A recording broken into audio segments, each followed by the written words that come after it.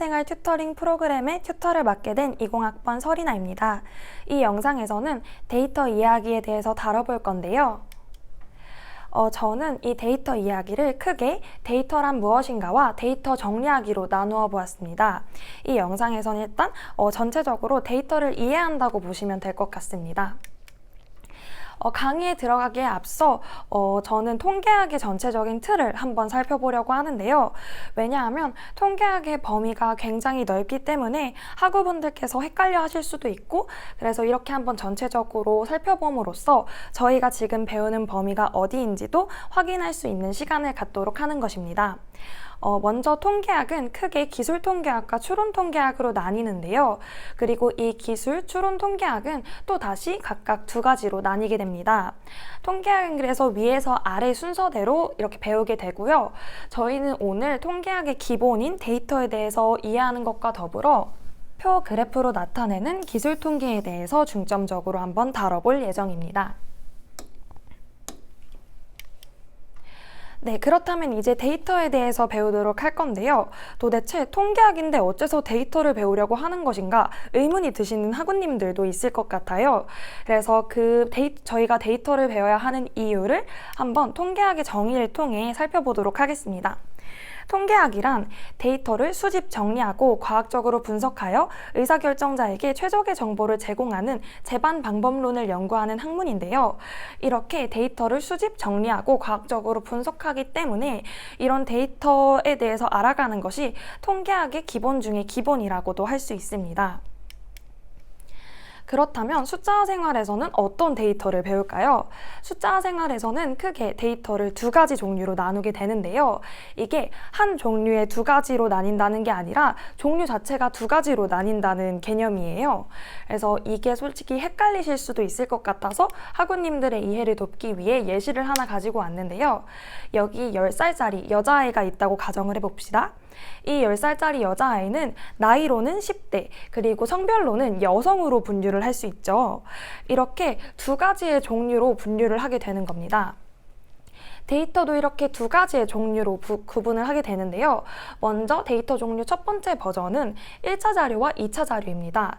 1차 자료는 연구원이 직접 조사를 하는 자료로 설문조사나 면접을 통해 연구원이 설문자에게서 직접적으로 이렇게 조사를 해내는 자료이고요. 그리고 2차 자료는 이미 다른 연구원들이 조사를 해놓은 자료를 인용하거나 수집하는, 그렇게 해서 얻어진 자료입니다. 그리고 데이터의 종류 두 번째 버전은 질적 자료와 양적 자료인데요. 질적 자료는 설명을 하거나 표현하는 질적 변수로 이를 기록하는 자료로 숫자가 아닌 글자나 그림으로 표현되어 있는 자료라고 보시면 되고요. 양적 자료는 이 질적 자료와 반대로 숫자나 수치로 표현되어 있는 자료를 의미합니다. 네, 그렇다면 과연 데이터를 어떻게 수집하고 추출할까요? 여기서 말하는 데이터 수집 및 추출 방법은 대부분 1차 자료 수집 방법이라고 할 수 있는데요. 왜냐하면 이 데이터를 직접 수집한다는 것이기 때문에 이 기존에 있는 자료를 얻어 쓰는 것이 아니라서 1차 자료라고 할 수 있습니다. 그래서 숫자 생활에서 나오는 데이터 수집 및 추출 방법은 크게 네 가지로 면접조사, 전화조사, 우편조사, 인터넷조사가 있는데요. 이 밑에 표는 교수님께서 열심히 설명하셨던 이런 비용과 면접원의 평향, 소요시간, 응답률에 대한 것을 평가한 것이기 때문에 참고용으로 알아두시라고 넣어뒀습니다. 네, 이렇게 데이터에 대한 전반적인 이해를 끝냈는데요. 그래서 지금부터는 이렇게 수집한 데이터를 어떻게 정리하는지에 대해서 알아보면서 아까 말씀드렸듯이 표 그래프로 나타내는 기술 통계에 대해서 중점적으로 다뤄보도록 하겠습니다. 네, 여기 그래프의 종류는 크게 네 가지로 나뉘는데요. 원그래프와 막대 그래프, 꺾은선 그래프, 점 그래프 이렇게 있습니다. 이 각각의 그래프는 사용 목적에 따라서 다양하게 활용할 수 있는데요. 그래서 제가 이 활용 예시를 보여드리기 위해 가장 많이 쓰인다고도 할 수 있는 막대 그래프의 예시를 가지고 와보았습니다. 막대 그래프는 위에서도 보셨듯이 각각의 수량을 비교하기 위해서 쓰이는 그래프인데요. 여기 줄넘기, 수영, 걷기, 배드민턴, 달리기 등 이런 현빈이가 며칠 동안 했는지를 알 수 있는 그래프입니다. 그래서 이 현빈이가 한 달 동안 한 운동을 제목으로 한 이 막대 그래프를 한번 해석해 보도록 할게요.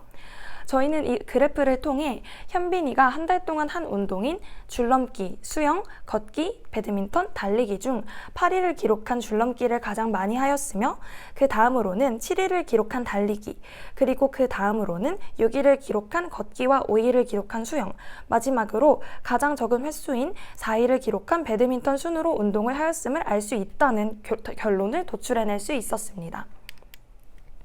네, 그럼 이렇게 데이터를 정리하는 것뿐만이 아니라 직접적으로 정리를 한번 해보려고 하는데요. 그래서 제가 이런 직접적인 정리를 위해 가져온 것이 바로 도수분포표입니다. 이 도수분포표는 수업 시간에서 교수님께서도 다루셨던 표인데요. 이렇게 교수님이나 제가 도수분포표를 잘 활용하는 이유는 다른 표와 그래프와는 달리 이 도수분포표가 질적 자료와 양적 자료를 모두 표현할 수 있는 그래프이기 때문입니다. 도수분포표의 정의를 먼저 읽어드리자면 자료를 일정한 수의 범위로 나누어 분류하고 각 범위별로 수량을 정리한 표로요. 이런 예시들을 통해서 확실히 이해를 할 수 있을 것입니다. 네, 그렇다면 이렇게 질적 자료로 한번 도수분포표를 작성해 보려고 하는데요. 여기 숫자 생활 수강생의 학점이라는 질적 자료로 되어 있는 게 있습니다. 그래서 이 도수분포표를 작성하기 위해서 먼저 이 학점별로 빈도수를 체크해줘야 하는데요. 그러기 위해 A학점이 몇 개인지 B학점이 몇 개인지를 한번 세어보도록 하겠습니다. 먼저 A학점을 세어볼게요. A학점은 하나, 둘, 셋, 4개로 총 4개이고요. B학점은 하나, 둘, 셋, 넷, 다섯, 여섯, 일곱, 여덟.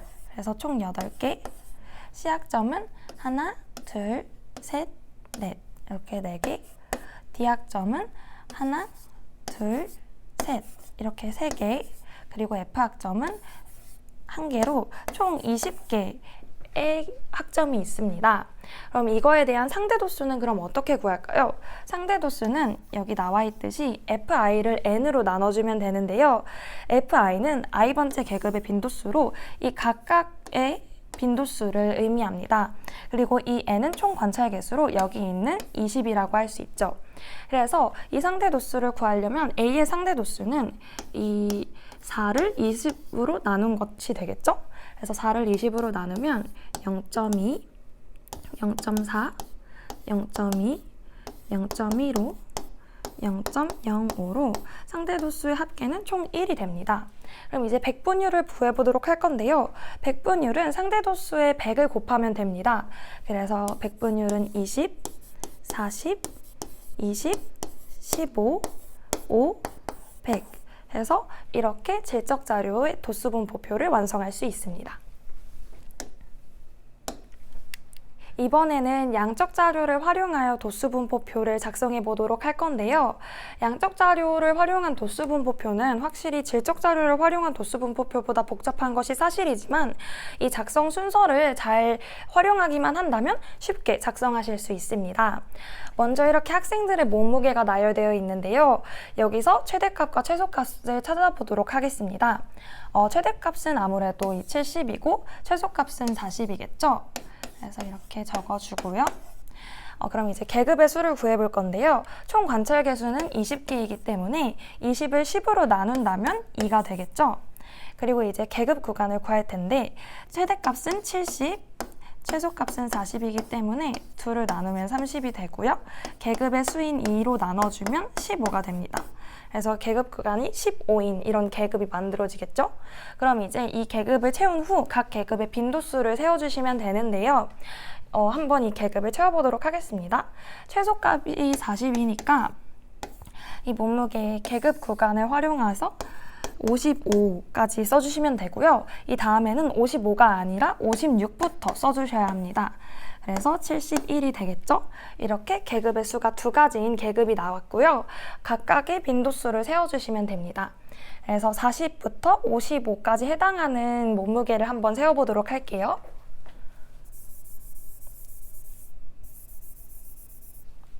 하나, 둘, 셋, 넷, 다섯, 여섯, 일곱, 여덟, 아홉. 네, 이렇게 총 9개가 나오고요. 그럼 나머지는 11개겠죠? 그래서 이렇게 빈도수를 채워주신 다음에는 아까 질적자료 도수분포표를 작성했던 바와 같이 상대 도수와 백분율 또한 그렇게 같은 방식으로 구해주시면 도수분포표가 완성됩니다. 이 영상은 여기서 마치도록 하겠습니다. 감사합니다.